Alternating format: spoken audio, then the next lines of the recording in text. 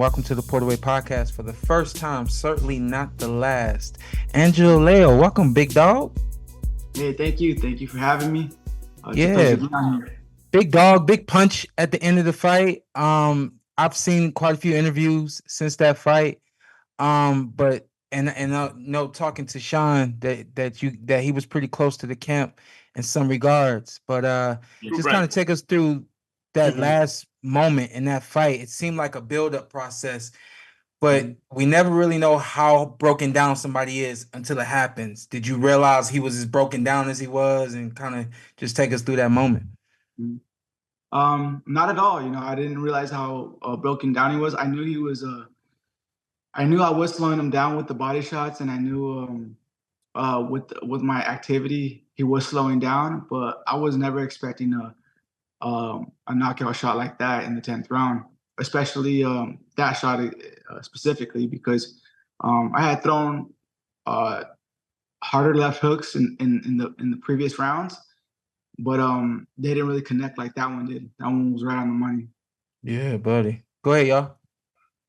You hit him with two hard right hands in the 9th round, and I know again you already said you didn't expect that coming, but did you think you softened him up? You weakened him, maybe even in that round just before with some of those right hands. Yeah, I think so. I think that right hand was a game changer in the fight, especially in the 9th and in the 2nd round. I believe I heard him pretty good. So yeah, I could see why I could see him softening up, and the reason why he went down the way he did. Well, while we're touching on Venado right now, of course, I'm sure you heard he's still suffering from some injuries from the fight. Anything you want to shout out to Venado and thoughts on that? Because I imagine obviously you always want to win the fight, even win it by knockout, but never want to hurt another man beyond the boxing ring. Yeah, my thoughts and prayers go out to Venado and his family. We all know what we signed up for, but at the same time, it's a dangerous sport. This is how we put food. This is how we put food on our table, on our family's table. And I wish nothing but the best for Venado, and I hope for a speedy recovery. Was that one of those shots? Once you threw it, you knew when you landed. You probably not. No. Yeah, no, it wasn't actually. It was. I think the referee had separated us. I stepped in with the left hook. Didn't think he was going to hit him right on the chin, but it did, and he went down. And I was pretty surprised myself. If you guys see the tape, you can see the look on my face. I was like, and I was in shock. I'm big on. I tell Sean and both Sean's, when you take one loss in your career's not over. Look at you, perfect example, man. How rewarding does it feel to be the IBF champion now after a setback 3 years ago? Oh, it's so rewarding. It's one of the best feelings that I've had. Just to know that I bounced back and I hushed a lot of the critics and the doubters. And that first loss that I had, was pretty devastating for me and my team.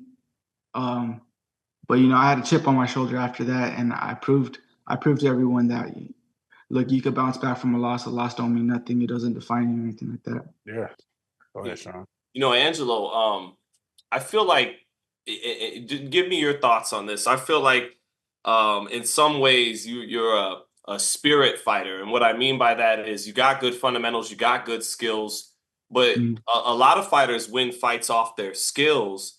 And you did as well. I mean, that was a big reason you knocked out Venado, but it feels like this fight, Tremaine Williams, certain fights in your career, your spirit's kind of on fire and it makes you fight, I don't know, 10, 20%, a little bit even beyond what you normally can.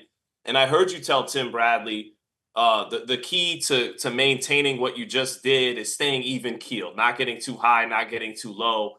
But at the same time, it seems like for certain fights, you could pull out a little something extra just with your heart on fire, your spirit on fire. What do you think about that?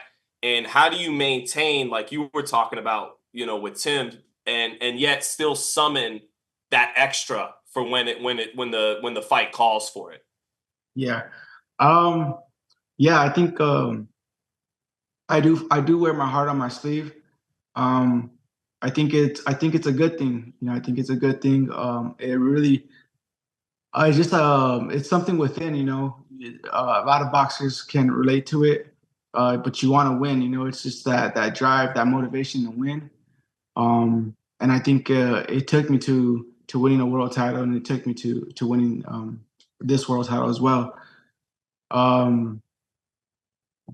But what was the other question you asked? Yeah, no, it's kind of deep, the concept of getting that, which is it's like, it seems like it's not something you can maybe even necessarily summon up for every single fight, And so how do you do that even keeled where you're staying consistent performance, but let's say an Inoue fight comes, let's say a unification comes.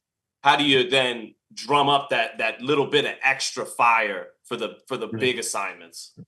I think you just gotta be locked into winning, winning and putting your all, and constantly have it in your mind that this boxing career it's a short window and a short opportunity. So my mentality going into it now, as I'm getting a little older, is I gotta put my all into it. This 5 years, 6 years. I'm not too sure when I want to retire yet, but I'm 30 years old, so I want to put my best, and I'm put my best foot forward and give it my all. So with that being said, I'm gonna do whatever it takes, and I can't let my foot off the gas with the voluntaries, or if it's not a big fight, if it's just like a stay busy fight or defense like that. I've seen it too many times already, where fighters, they get complacent with the voluntaries, or they get complacent with just they don't know who the fighter is, and then boom, they lose. So I'm not trying to go down that road, and I'm trying to put on great performances. Especially if I have another fight in my hometown. I want to give the fans, I want to give everyone a great show, with also getting the W as well.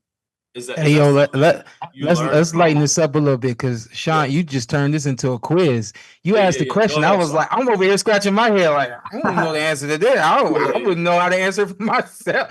Turn it into a quiz. Sean's always hey, yo, and then I applaud you, because when you came with your answer, I was like, yeah, that's what you do. You keep your mind on winning. Go ahead, Sean. Hey, yo, I got a couple things. You just mentioned fighting at home in New Mexico. Kind of talk to us a little bit about being from down there and kind of representing that whole region in boxing. Yeah. Like everyone knows, Albuquerque is a big fight town with the MMA and with the boxing. But it's not a big town, so we really hold on to the fighters we do got, and we take pride in who they are. And as you guys may know, it's Johnny Tapia and Danny Romero, and then you got Holly Holmes and all them too. And it's not a big town or a small town, so we really gravitate to our fighters, and we're proud of them. Also Albuquerque, it's a beautiful city, but it's got its parts. It's one of like the most dangerous cities or something like that in the U.S. Mm. So it's growing up, it wasn't always the easiest, and so I think that helped me develop tough skin and made me a fighter who I am today. Do they treat you like a superstar coming home with this big win? Did they welcome you, or was it just like nobody knew what you did as you're driving down the street? After the fight, I had a lot of interviews. I met with the mayor. Yeah. All that good stuff on the Channel 13 news. A lot of people were asking for interviews and stuff like that. So it felt good, and I was getting recognized at restaurants, and they're like, "Oh, you're the kid that just fought on TV." And hey, the whole restaurant would stop and take pictures of me. The chefs and all that came out from the back. Love so it. If they give you the key to the city, don't lose it. Okay, I got you. Hey, Angelo, who's the king of the city right now? You or John Jones? Oh, I think I gotta be. I'm gonna say it's me because I'm born and raised. John Jones. He's a great fighter and all that, but he's from New York. You know, Oh, I'm born and raised. I don't want no problems with either one of y'all. Yeah. No, but shout out to John Jones, man. He's a hell of a fighter. Yeah. Yo, Angelo, looking at your career, and I really want your perspective of this after your loss to Fulton. You actually you fought once more that year, but then you went a whole year without fighting.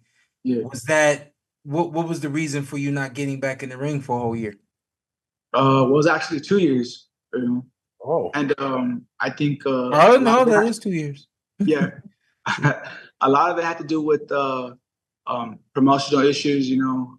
Mayweather Promotions wasn't really keeping me active. And time kind of just passed me by. You know, time passed by. I didn't get the fight. I wasn't fighting. I was just like waiting.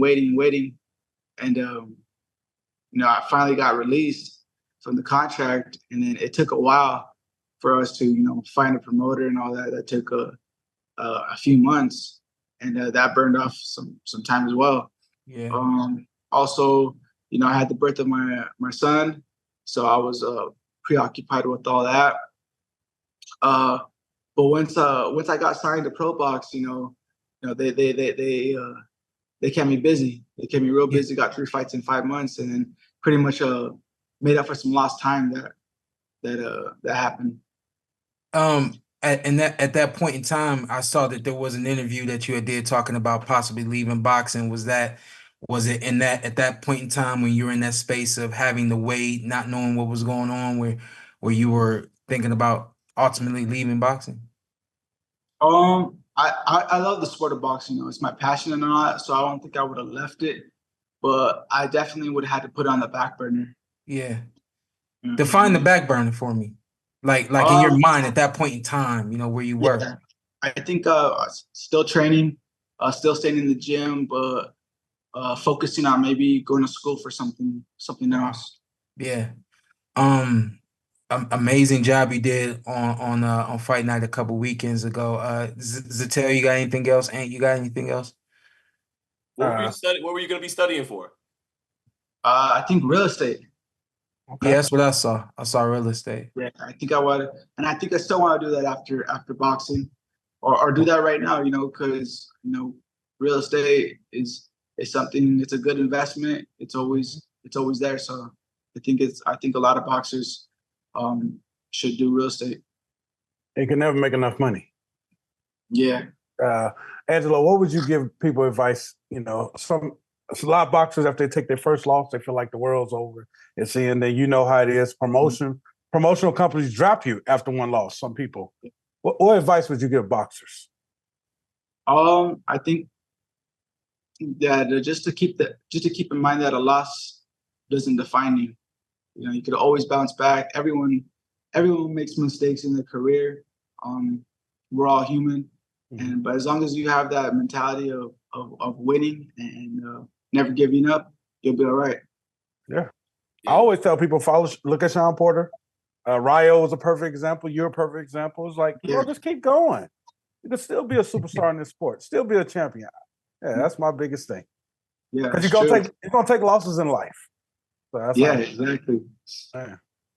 And one more quiz question before he gets out of here.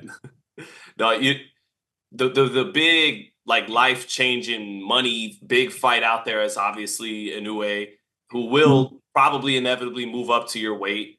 You know, I know you're a guy who loves boxing history. You've watched a lot of the old classic fights. Do you feel like you could kind of play Juan Manuel Marquez to his Manny Pacquiao in terms of holding up to that overwhelming speed and power and kind of do like Marquez did and use your skills and composure to offset what he does? What do you think of that matchup? I think it's a great matchup, you know, and I do kind of feel that way. I think in a way, Manny Pacquiao is more of a reaction fighter. Inoue does counter. He waits for his opportunities. So I think it would be a good little chess match in the beginning, but down the road, we're gonna have to get down to the nitty gritty. I know the fight with Inoue and Fulton was a minute ago, but I'm sure you watched that fight. What did you think about the fight when you watched it? That fight, I thought I thought Inoue did his thing. I thought Fulton, he went in there with giving him a little too much respect. But I think Inoue just had an answer for everything that Fulton threw or Fulton did. And I think Fulton couldn't cope with the speed and the power of Inoue. It seemed like the winner between you and Fulton was inevitably gonna fight Inoue. When you watched that fight, did you ever look at it like, come on, man? Like, did you feel you wish it was you in the ring? Did you feel like you would have done other things that would have made the fight obviously much better and more competitive? Yeah, I think so. I think if I would have fought Inoue, I was thinking now again. We've been like me and my team. We've always been like keeping an eye out for Inoue because we knew one day we would fight him. So seeing that fight, I was like, damn, he could have done this, he could have done that. I talked to the TV. Did you talk? Were you yelling at the TV at all? Like, come on, man, what is you doing? No, not that fight. I think it was early in the morning, so I was ready to go to bed. Oh yeah, yeah. I think we all good here, huh? Yeah, we got it. Antt started with it, so we gonna end with it. Do you know what's next? Do you know what do you want next? What do you want next? From what I heard, we talked to the promotions, and then I think we have something for the beginning of the year. Not too sure who it is or what it is, but stay tuned. It'll be at the beginning of the year. And one more thing, shout out to ProBox because they got you back going. Talk to us about the ProBox TV experience, how things was working with them, being able to fight on that network. It's a pleasure working with ProBox.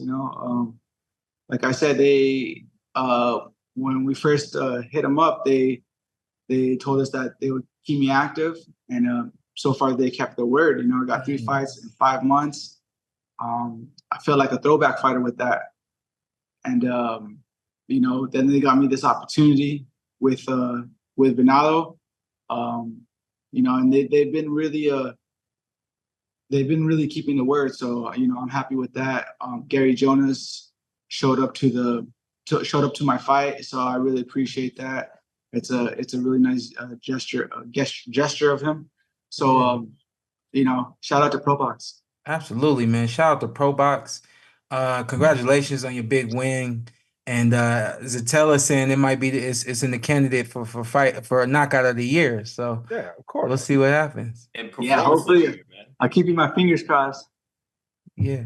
Well, good luck, my man. Keep your head down, stay focused, and stay even killed, man. We see you later.